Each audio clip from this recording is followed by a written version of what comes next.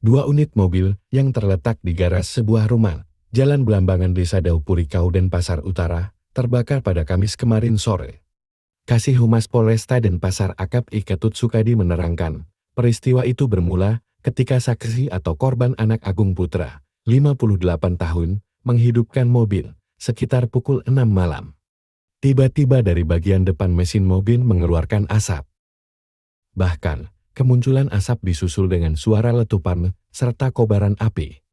Berikutnya, api yang membesar juga merembet ke mobil lain, yaitu Mazda tahun 1980 warna putih, di garasi rumah milik Dewa Raka Sandi, yang dihuni oleh Dewa Nyoman Jaya tersebut. Sehingga, anak Agung Putra berteriak minta tolong kepada warga sekitar.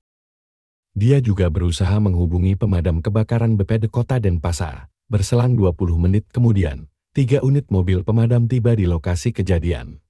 Kebakaran itu akhirnya bisa dipadamkan menuju pukul 7 malam. Adapun kebakaran tersebut menyebabkan mobil terbakar seutuhnya, hanya menyisakan rangka, mesin dan velg. Sementara mobil Mazda terbakar pada area mesin dan bodi depan. Kerugian akibat insiden ini ditafsir mencapai 80 juta rupiah. Korban pun tidak melaporkan secara resmi kebakaran tersebut ke pihak kepolisian karena dianggap musibah dan siap mengganti memperbaiki dengan biaya sendiri.